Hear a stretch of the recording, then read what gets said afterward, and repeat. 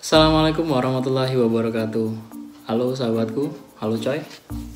Di vlog kali ini aku bakal ngejelasin bagaimana syarat dan proses untuk menjadi TKI Korea Selatan. Untuk bekerja ke Korea Selatan tuh gimana sih caranya? Banyak banget yang nge-DM dan komentar di YouTubeku gimana sih caranya ke Korea Selatan. Dan kali ini aku bakal ngebahas vlognya itu tentang proses gimana bekerja ke Korea Selatan. Syarat yang pertama itu kalian harus mempunyai sertifikat kelulusan ujian IPS Topik. Gimana kalian supaya mendapatkan sertifikat kelulusan ujian IPS Topik? Kalian harus mengikuti ujian IPS Topik yang diadakan oleh BNP 2 TKI. Dan informasi tentang kapan jadwal tes itu semuanya ada di www.bnp2tki.go.id. Jadi semuanya itu lengkap, ada di situ jadwal tentang kapan tesnya. Biasanya tesnya itu dilaksanakan setahun sekali. Jadi terus dipantau biar nggak ketinggalan kapan tesnya. Dan persyaratan untuk mengikuti ujian IPS Topik itu umur kalian harus 18 dan maksimal 39 tahun. Pendidikan kalian minimal SMP, tapi yang diutamakan itu SMK, SMA dan ke atas ya. Tapi nggak usah berkecil hati, SMP juga bisa untuk mendaftar. Kalian tidak buta warna, tidak ada penyakit seperti TBC, sipilis, hepatitis dan penyakit menular lainnya kecuali panu. Kalau panu kayaknya masih bisa deh. Dan kalian tidak dicekal untuk berpergian ke luar negeri. Nah, saran aku kalau kalian mau ikut bekerja ke Korea Selatan itu melakukan medical check up terlebih dahulu atau memastikan bahwa kalian itu terbebas dari kayak TBC, hepatitis, sipilis, tidak buta warna. Karena sayang banget kalau kalian sudah mengikuti proses yang panjang tapi setelah nanti di ujung nanti kalian medical check up kalian tidak fit. Nah, itu sayang sekali, nanti kalian mau gimana pun kalian tidak bakal bisa berangkat. Dalam ujian IPS Topik itu ada dua tahap. Yang pertama itu tahap ujian IPS Topiknya, seperti kita ngerjain soal. Dan tahap kedua itu tahap wawancara dan skill test. Nah, di tahap ujian IPS Topiknya yang mengerjakan soal tes itu terdiri dari 25 soal tertulis dan 25 soal itu soal listening. Itu ya sama kayak kita kayak ujian lah. Kayak ujian nasional gitu. Waktu zamanku dulu aku itu tes tahun 2017 itu masih kayak pakai selembaran gitu ya. Tapi kalau udah mulai tahun 2018 atau 2019 itu tesnya udah pakai komputer. Jadi kita langsung kayak ujian nasional sekarang itu udah pakai komputer gitu. Dan nanti itu nilai tesnya itu diambil dari nilai yang tertinggi. Jadi kualifikasinya itu dari nilai yang tertinggi. Jadi yang semakin tinggi, yang rendah nanti terus terkualifikasi sampai kuota yang ditentukan. Dan tes yang tahap kedua itu adalah tes skill dan wawancara. Nanti kita bakal dilakuin kayak ada tes skillnya dan tes wawancara. Dan semua itu ada pengumumannya di BNP 2 TKI. Jadi pokoknya ini sekali lagi tetap terus dipantengin terus situs www.bnp2tki.go.id. Oke, syarat-syaratnya sudah gue tahu. Selanjutnya langkah-langkah untuk melakukan ujian IPS Topik. Yang pertama itu kalian harus melakukan pendaftaran online melalui situs BNP 2 TKI tadi. Nah, apa aja yang perlu disiapin? Kalian harus menyiapin kayak scan KTP, scan ijazah, scan paspor, scan buku tabungan. Nah, pokoknya nanti dilihat aja di situs BNP 2 TKI apa persyaratan yang perlu di-scan. Setelah itu kalian mendaftar lewat online dan tahap selanjutnya nanti ada pengumuman kapan kalian validasi file kalian. Nah, di situ nanti kalian biasanya disuruh datang ke tempat kalian mendaftar. Kalau aku dulu mendaftarnya di Surabaya, jadi aku validasinya ke Surabaya. Setelah validasi itu sekalian mengambil nomor ujian. Ya, mengambil nomor ujian. Oh, ketinggalan. Untuk mempersiapkan kalian untuk ujian IPS Topik, kalian harus belajar bahasa Korea. Paling enggak kalian harus menguasain materi-materi apa yang bakal diujiankan di ujian IPS Topik kali ini. Dan saranku kalian harus mengikuti kayak proses belajar di LPK, karena di LPK itu kalian diajarin tentang bagaimana cara mengerjakan soal, bagaimana cara gampangnya mengerjakan soal. Itu pasti diajari trik-trik untuk mengerjakan soal IPS Topik itu. Dan kalian harus pinter-pinter memilih LPK, karena banyak juga LPK yang oknum LPK yang nakal, kayak nanti biayanya itu bisa melambung tinggi banget. Dan untuk biaya itu tertera di situsnya BNP 2 TKI untuk biaya pemberangkatan ke Korea, tapi itu di luar dari kalian belajarnya ya. Jadi uang belajar itu beda lagi yang diumumkan di BNP 2 TKI. Di BNP 2 TKI itu hanya kayak pengurusan paspor, bukan pengurusan paspor, kayak pengurusan tiket pesawat, pengurusan visa dan lain sebagainya, itu ada rinciannya di BNP 2 TKI. Oke, lanjut. Setelah kalian mendapatkan kartu pendaftaran atau kartu ujian kalian, itu nanti di situs BNP 2 TKI itu ada kayak jadwal kapan kalian tesnya. Nah, setelah kalian tes IPS topik yang secara tertulis dan listening tadi, nanti setelah lulus baru nanti ada tes selanjutnya. Itu adalah tes skill yang ada kekuatan tangan, tes skillnya dan tes wawancaranya. Nah, pokoknya setelah semuanya itu lulus, kalian melakukan proses sending data. Nah, nanti sending data kalian itu yang scanan tadi itu dikirim ke BNP 2 TKI. Nah, itu nanti bakal divalidasi, dicek lagi setelah lengkap, data kalian sudah lengkap, dan dari BNP 2 TKI tadi dikirim lagi ke HRD Korea. Setelah proses sending datanya udah selesai semua, jadi file kita sudah di HRD Korea. Nah, kita tinggal menunggu turunnya SLC ya, atau Standar Labor Contract.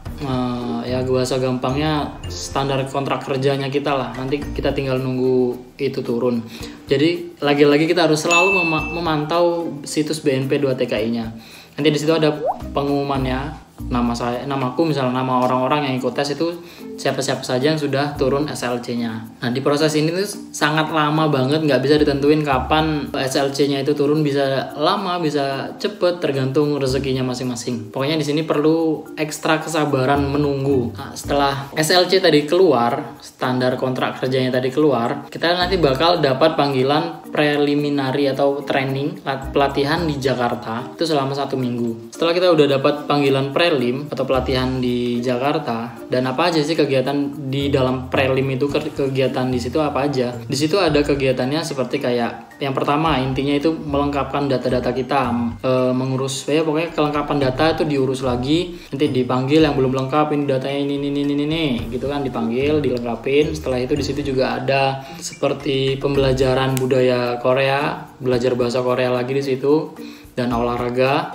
dan medical check up. Nah, yang sudah ku kasih saran di awal tadi, sebelum kalian mengikuti IPS topik, ujian IPS topik, pastikan diri kalian itu terbebas dari TBC, sifilis, ya penyakit-penyakit menular yang berbahaya itu, dan buta warna. Nah, prosesnya tadi kan panjang tuh, dan menghabiskan banyak uang, menghabiskan banyak waktu. Sayang banget kalau udah di tahap ini kalian itu tidak fit badannya atau unfit. Nah, itu bisa kalian itu SLC-nya tadi dibatalkan.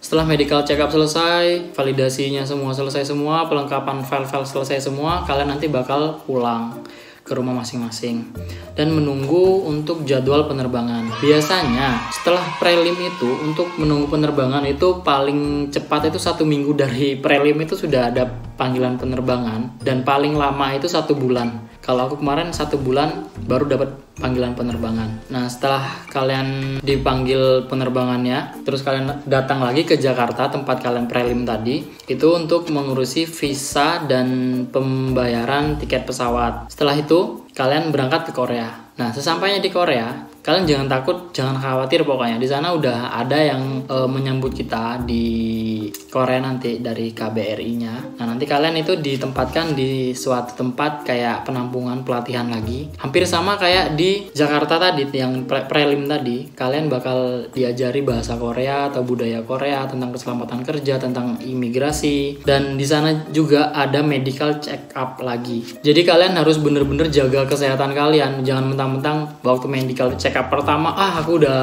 fit, aku udah bisa kerja ke Korea, dan kalian tidak menjaga pola makan, pola kesehatan kalian tidak dijaga. Jangan sampai seperti itu, karena bisa jadi setelah kalian lulus dan terbang ke Korea, di sana nanti kalau kalian unfit itu bakal dipulangkan lagi. Jadi sayang banget kalau sudah sampai Korea itu udah badannya tiba-tiba nggak fit, atau dalam kesehatan nanti medical check up-nya nggak lulus. Nah, itu bisa dipulangkan lagi. Jadi harus benar-benar jaga kesehatannya. Setelah itu, setelah medical check up selesai di Korea nanti, kalian bakal diserahkan atau dijemput sama atasan kalian atau bos kalian yang mengambil kalian. Jadi nanti yang biasanya kan Korea itu terbagi ya, misalnya orang-orang sini ngomongnya daerah atas dan daerah bawah. Misalnya daerah atas itu nanti sajang kalian atau atasan kalian menjemputnya di tempat penampungan itu, di tempat kalian dikumpulkan. Tapi nanti kalau kalian yang di daerah bawah, nanti kalian bakal naik bis diturunkan di Seoul. Jadi nanti kalian bukan Seoul kalau di daerah bawah, sorry.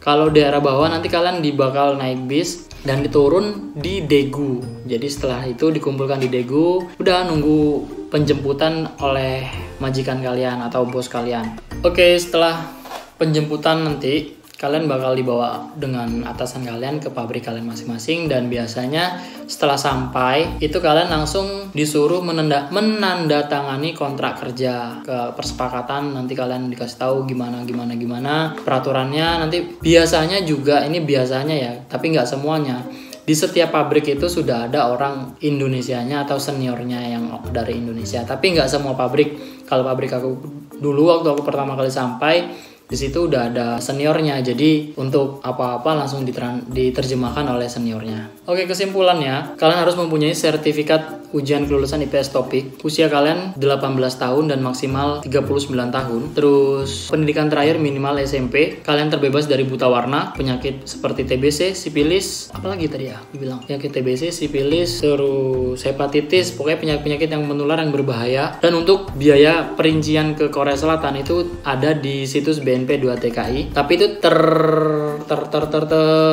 di luar ya, yang biaya dari BNP 2 TKI itu di luar dari biaya LPK, lembaga pembelajaran bahasa Koreanya, itu tidak dicantumkan di dalam situs BNP 2 TKI. Pokoknya itu yang biaya pembelajaran itu sendiri.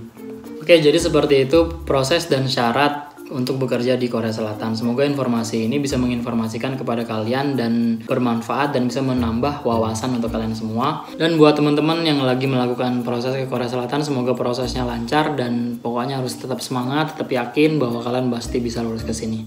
Oke, udah sampai penghujung vlog. Dan ikuti terus video-video selanjutnya untuk berbagi kisah di negeri yang penuh dengan drama ini. Jangan lupa like, komen, dan subscribe dan di-share ke teman-teman lainnya. Semoga video kali ini bermanfaat untuk kalian semua. Dan aku akhiri, assalamualaikum warahmatullahi wabarakatuh. Dah.